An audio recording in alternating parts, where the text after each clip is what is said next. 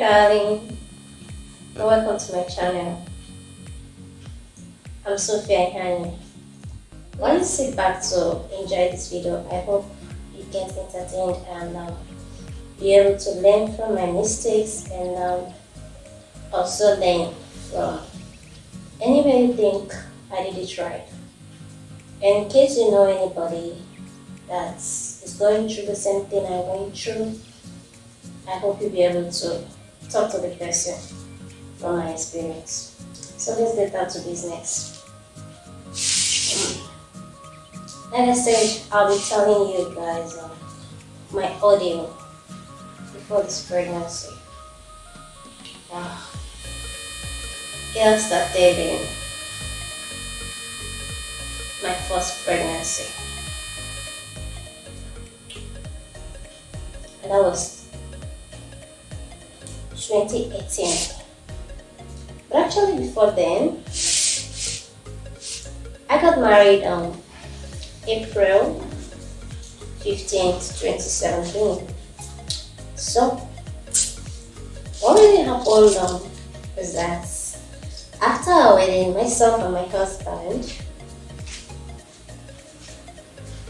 agreed that we aren't going to make kids yet. So I was looking at it. Initially, I was looking at it that it's just going to be like one more thing or thereabouts. I was never looking at it that it's going to take time, guy thing anyway. So I tried to know the reason why we are not going to go straight into making babies, though he already told me that before the wedding. So I was looking forward to, we're done and we're good to go. But he said, no, wait, yet. He wasn't ready yet for babies. I should give him more time. So I was giving him more time. June, July, I was getting impatient and well, I just had to give him as much time as he wanted at a point so that the whole thing wouldn't be getting at me or weighing me down. You know what it is like when you get married and you're looking forward to making babies and hubby is not yet ready for it. So all those emotions was falling down at me, and if you're in Africa and Africans mentality about getting married and making jumping straight to making babies, that's just what is expected from every African person. But my husband seems to be different. So, like I was saying, he wasn't ready. So he wasn't ready, and it wasn't any health thing or any other thing. It was just his own decision, his personal thing, not being ready. So I was waiting for him in my sadness, to come along and be ready for babies. So he wasn't ready until December. So it was actually November ending that one of our usual fun time that he told me next month we'll be making babies. I was like, is this guy serious? But I know him that when he says a thing, he's serious. I mean, he's not a joker. Let me just use that word. He doesn't just make joke of serious things.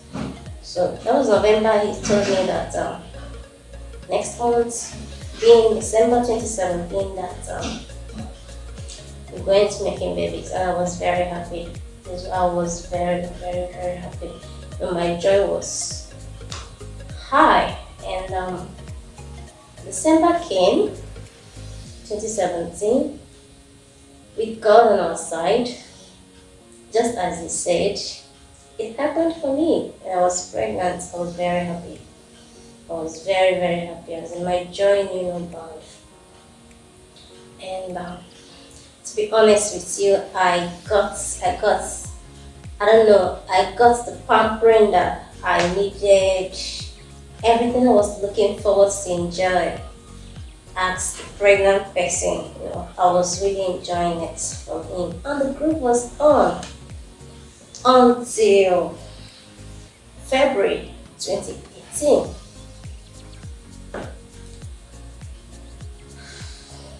So sad. I lost a baby.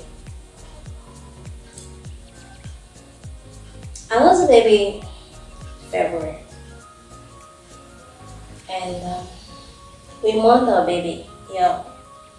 And the pains was in our hearts. We're trying to get over it and move on. But we never knew that it was just going to be the genesis of our problems. And then we never knew that we had another problem coming forth. That it's not just losing the baby. So days into weeks and weeks into months, I was bleeding. I was looking forward to see the bleeding stop so that I can go straight to trying again. But I bled from February to April and I was still bleeding. It's not as if it was spotting. I was bleeding. I was changing pads. I was using sanitary pads. It was actually bleeding, not spotting. So it lasted for roughly 3 months between February and April. Actually, I was worried. I was devastated. In fact, every day that I get up to see that the bleeding is still on brings a new era of sadness to me. But I was thinking it's just the usual thing anyway. Not until my sister-in-law called and she was teasing me with, I know you're not pregnant again, and all those kind of jokes. So I told her, pregnant again? When I am still bleeding. So she was like, what? She said it in Igbo language. She was like, only 2 months, clear. If you're an Igbo person, you understand what I just said, but I will just tell you guys what just she said, is it just 2 months pregnancy that I'm still talking about leading up to now? So she said I should go to the hospital. How could I still be bleeding for 3 months and I'm relaxed?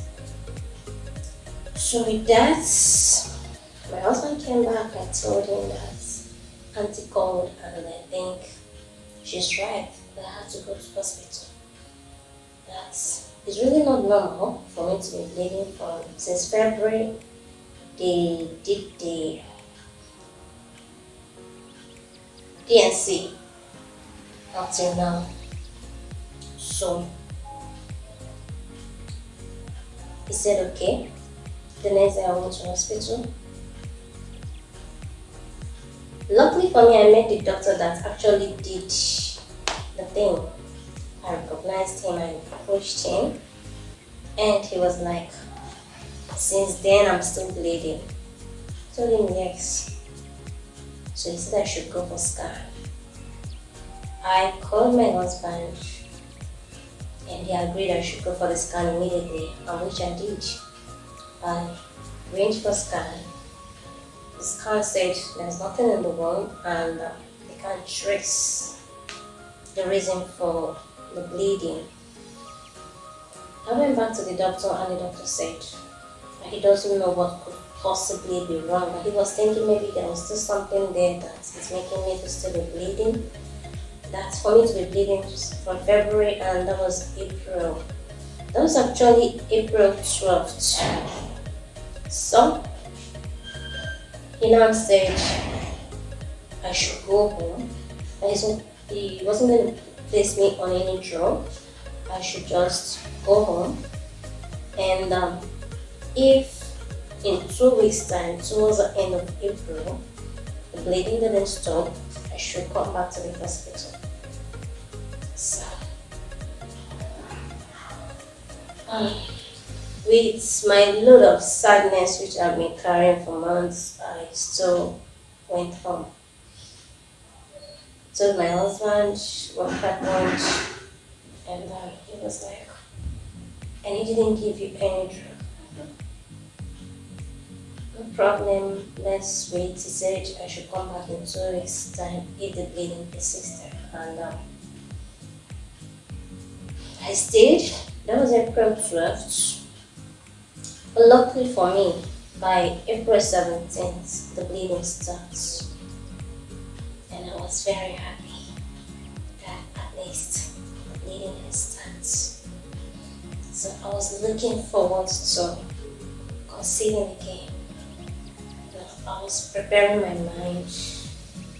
I was just gathering every energy in me to, taking in today, tomorrow, like I should just take in that 17th that the bleeding starts. But it didn't happen for me. I mean, May came and gone, nothing. June came and gone, nothing. July, nothing. Just towards August. So when those towards August ending, that's I told my husband that I don't think I want to stay at home and keep trying. I think I need to go to the hospital and get my body checked. He agreed. I went to the hospital. They did some tests. At the end of the whole thing, they said I was anemic. So I felt, okay, if it is just anemia, maybe it's something I can just, eat some good foods and take some blood tonics and get it over it. I was placed on some multivitamins and I came home, I was taking it, and I tried to balance my diet with green leafy vegetables and all those good stuffs, blood busting food. So I was on it, and I was hoping it's just anemia. So my body is just going to recover in less than a month. But that was August, like I said, August 2018. So August, September, nothing happened, and I was like, I went back, got my blood checked again, and they said my blood was normal. But before then, I was playing with my husband one of those days, and he just noticed that I was lactating. So when he told me I was like lactating, to me it sounded weird. I don't know the reason why I should be lactating. The miscarriage happened way back since February, and that was September, and hearing I'm lactating sounded very, very weird.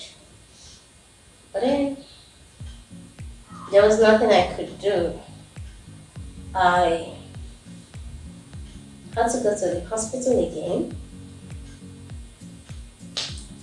told him what was happening to me and what we noticed about the lactation. So they gave me some drugs. I went home. I took the drugs. That was October, middle of October. So I took the drugs and I just knew that one or two was not okay, but I wasn't able to lay my hands on anything. I just don't know what was happening. All I wanted was just to carry my baby and put an end to all the delay. I don't want it again. All I was looking at was the people I got married with or carrying the children, and I just wanted to happen for me, and I wasn't comfortable with all those delays again, and I wanted a miracle just so fast. So I was taking the drugs they gave me until my sister-in-law called again, and as usual, she was like, "How far have I gone?" And I was like, "I'm not pregnant." She said, "What?" I told her, "Auntie, I was pregnant." Then she sounded worried. I was like, "There's this guy named, she wanted me to go and see, but she never said it because she felt I've taken him." I told her that I'm not taking it. So she gave me the name of the hospital, sent the doctor's number, and said I should try and call the doctor and know when to see him. The doctor was a fertility specialist and a gynecologist. So myself and my husband went to see the doctor, and after telling the doctor what happened, of course he sent me to do some tests, which I did. And then at the end of it, at the end of the whole test, he said there was nothing wrong. I couldn't see anything wrong with my body. But since I want to take him and it's not, and it hasn't been coming since after the miscarriage, that he was going to place me on cloning. So immediately he said that, I remember that a friend of mine already told me about Walkway. That was September, after my husband detected the lactation. So I told him that I've taken Walkway some months back. So he said, no problem. He placed me on Walkway with his own dosage, and he said I should go. So I went with my feet high like this, probably because his dosage was totally different from the one my friend gave me, and I was looking forward that definitely it's going to work. So that's, it was going to happen for me. I was just looking forward that it was going to happen for me. So that November, I took the plumage. Okay, that was October. I took the plumage. November, nothing happened. December, nothing happened. I became very worried again, and at this point, my well-wishers were all worried. My good friends were all worried, and of course, my family too, so everybody was worried. But one of my family friends called me just one evening. That was December, and that was early December. So she said that she would want me to come and see her doctor. So she was like, that the guy is good, all this blah blah blah, and she happens to be someone I have so much trust on, and she's a senior friend. I just, I was just happy and I trust her so much. So I went with her to see the doctor. The doctor asked me some questions, I answered, but I told the doctor everything that happened. And he sent me for some tests, hormonal profile tests. I did prolactin, I did thyroid, I did LH, I did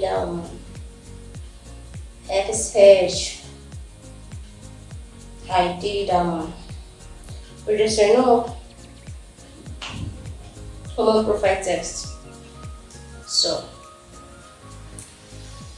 by the time all the tests were out, the man sent for me. I went to see him, and he told me that what the state of my hormones, that no matter what I had tried, that there was no possibility that I was going to conceive because my hormones were just something else.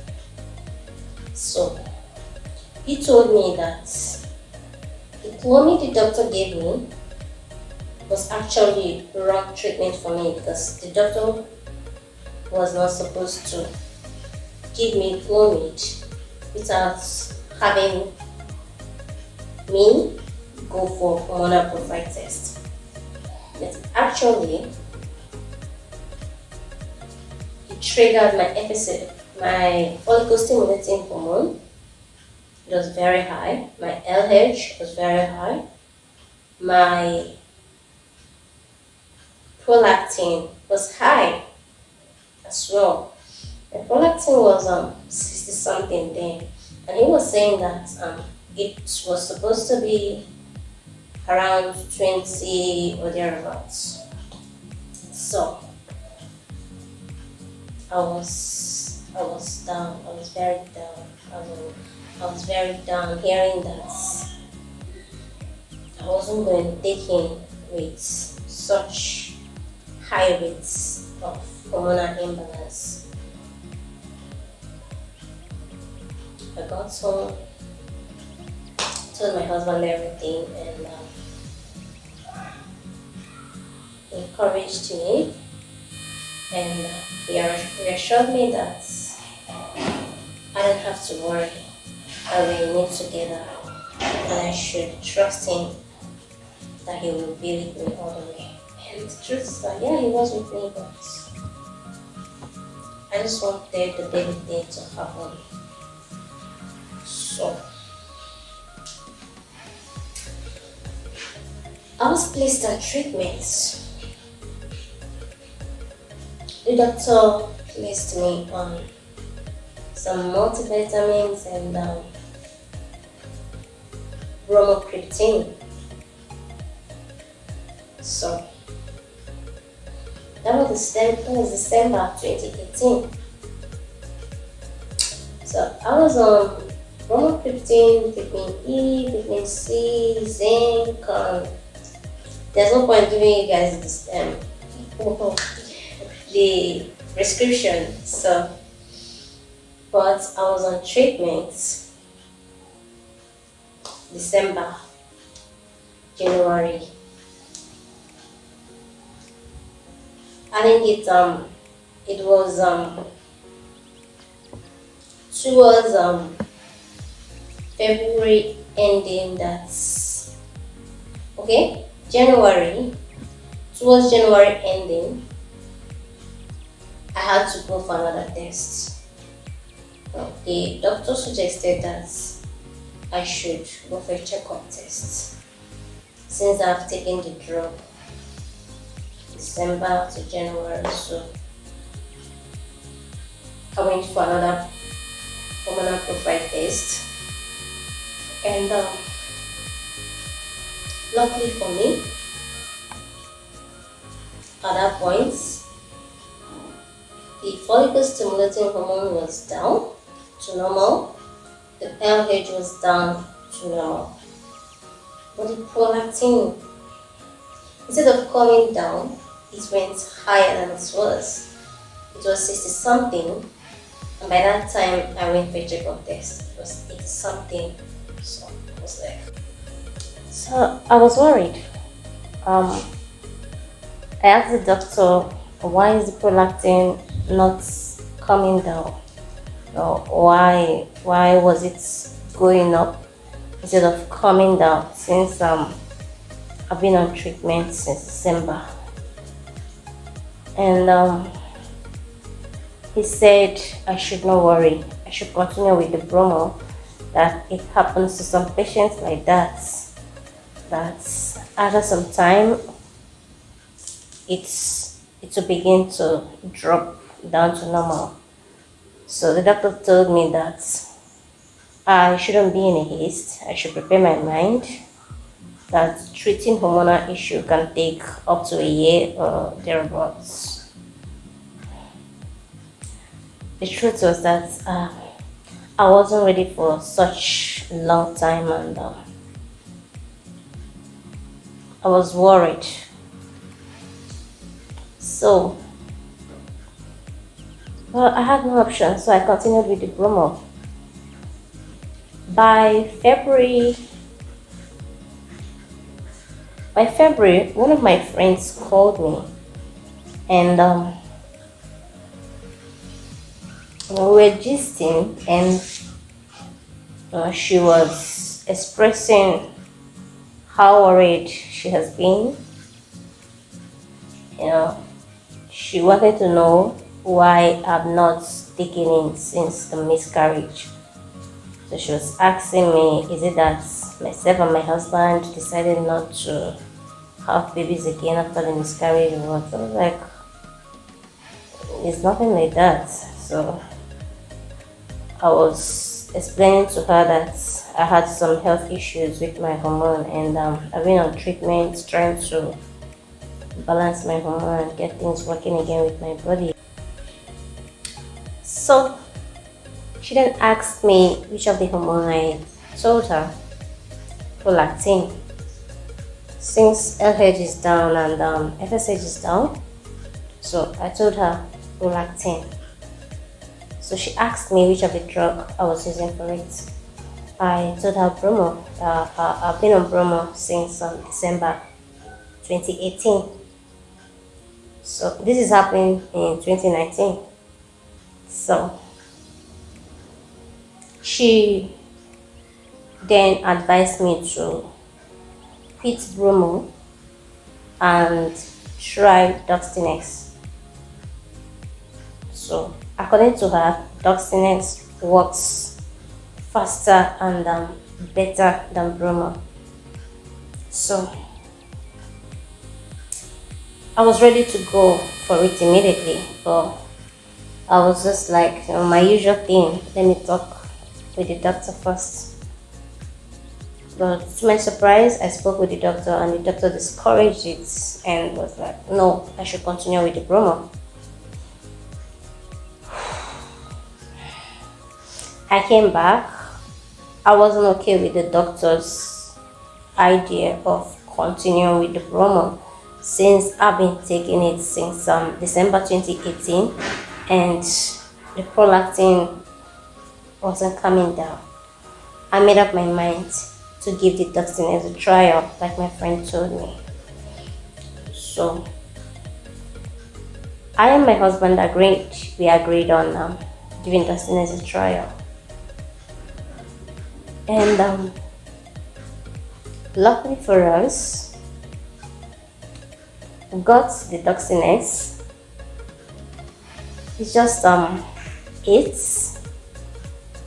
in number, 8 tablets, and I was supposed to be taking it in halves. So before I could even finish 4 tablets, No, it happened for me. That's okay. I conceived. So by March, I noticed that I was pregnant, and was very happy. I was so happy. My husband was happy, and we were looking forward that finally the whole thing is over. Imagine when the whole thing started. Um, it's over 1 year since the last miscarriage. So we were not nurturing the pregnancy and nursing it with all the love and all the care that we could possibly give. March,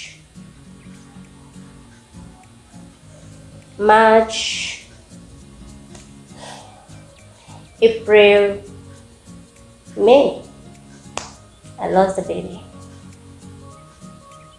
So I was back to the point where I started after the miscarriage. And I'm back to my sadness, I'm back to my sorrow.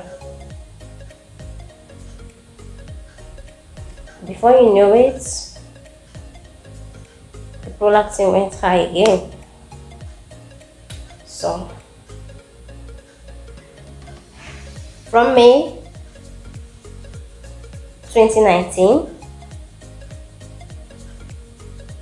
June, July, all along, the devil is a liar. No, we were in it. We were struggling with the prolactin thing. So this time around, it got so serious that I had to see another doctor. They were trying their best. I wouldn't say they didn't. They were trying their best. So around July, we traveled home, and you know how these village people, how they can give their own pressure. So their pressure was high, and we gave in to their traditional idea of using herbs.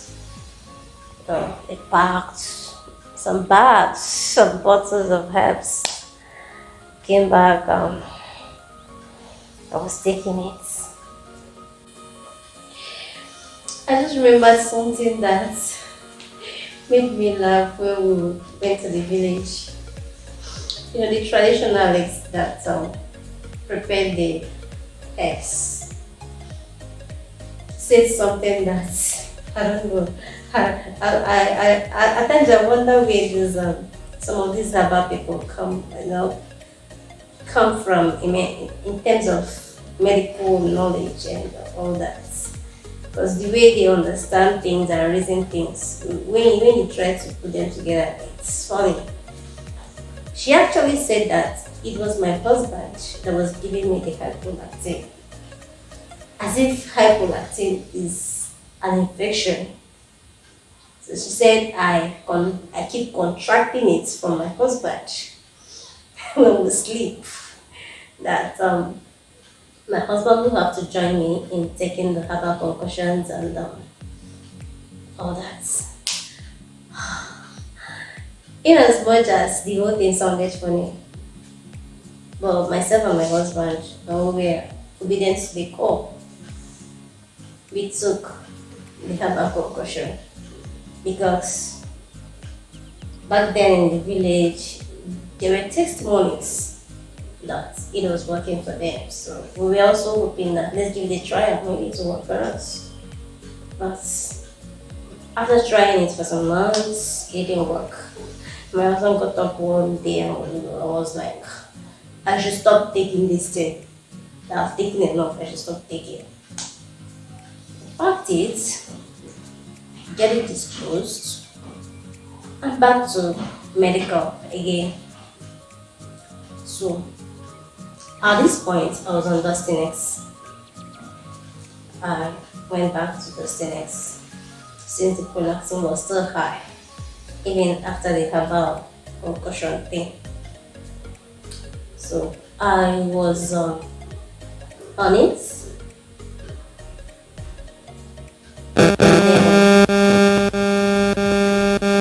something happened one day.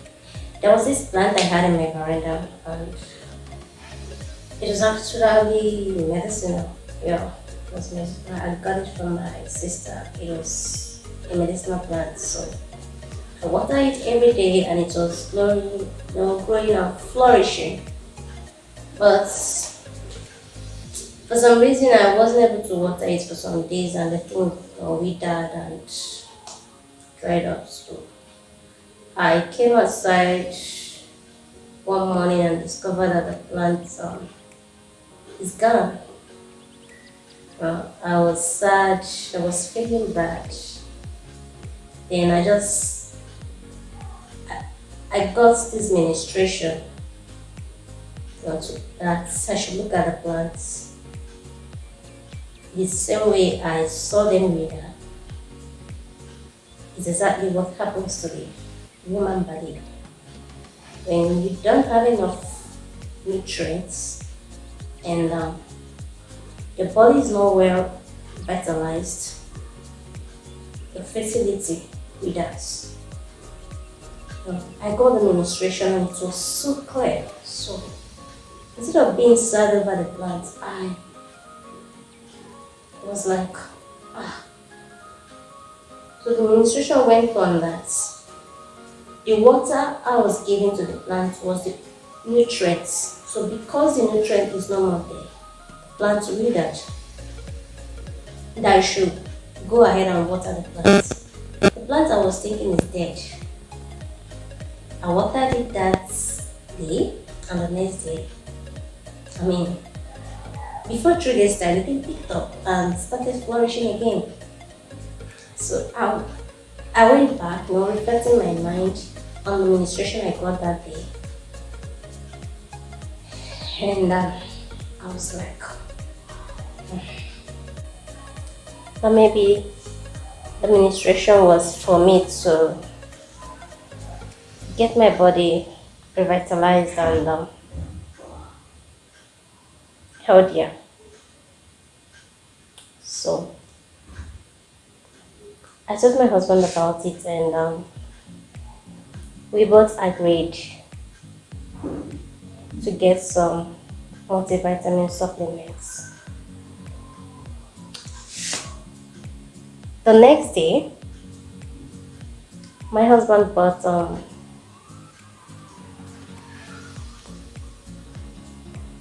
pregnant care with omega-3. Yeah, pregnant care with omega-3. So it was pregnant care with omega-3 I was taking together with Dustinex.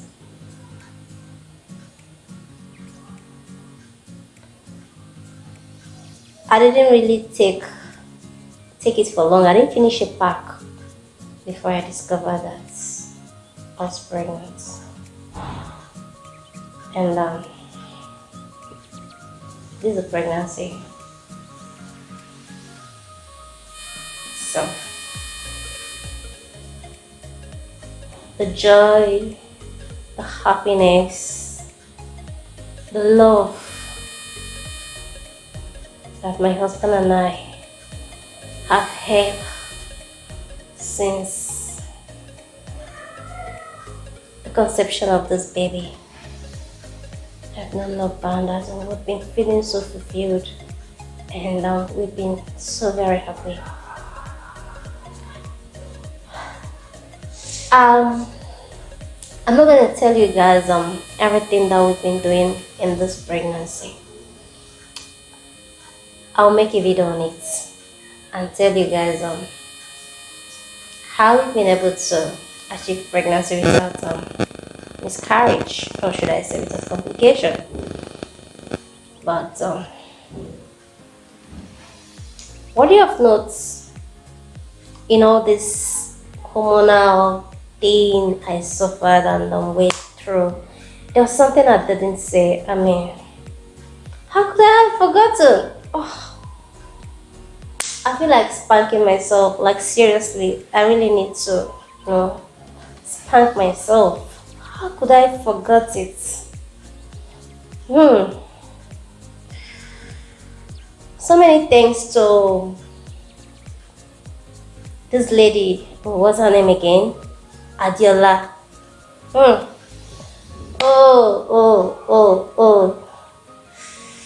Should I say it like she used to say it in her show? O'Shea.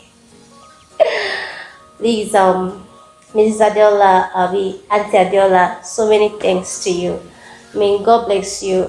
You're doing a very good work.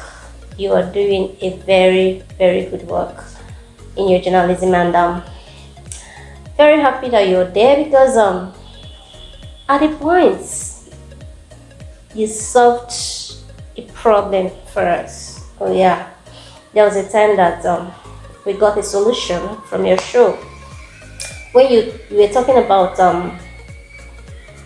what's the name of this drug again? About Floradix. I got to know about Floradix from your show. I mean, when you talked about it, I don't know. I don't think you were advertising it. It was actually my husband who watched it and then came back and told me about it. At that very time, I was having this migraine headache. As in, the headache was so excruciating, and that was the time that I was going through anemia, the second stage of anemia in my second miscarriage. Yeah, I was having this constant headache that nothing was able to take care of it. But my husband watched your show, told me about it, I watched it, and we both decided to go for Floradix. Yeah, it wasn't easy to get, but my husband was able to get it, and I took it. Oh God, it was a miracle capsule. I think it's capsulated a bit tablets, one red small, but it worked amazing miracle in my body. In fact, the anemia was gone, the headache was gone. I felt brand new then, even though the prolactin was still there, but that drug took care of the anemia and of course the headache. So many thanks to you, Auntie Adiola, and please continue your good work. We are one of your fans and we're enjoying what you're doing. I share. So guys, in my next video, I'll be telling you guys how we've been able to achieve pregnancy without complication and how we're looking forward to have this miracle baby. Yeah. I'm just feeling so fulfilled and happy, and I'm trusting God seriously. It's going to happen for me and my husband. Now we're going to be complete. So yeah. So till I come your way again and keep bringing you guys the reality of family timeline. Please subscribe to my channel, like my video. It will encourage me a lot. And tell your friends about this channel. If you know someone that has been through what I've been through, or that is going through what I've been through, please share my video with that person.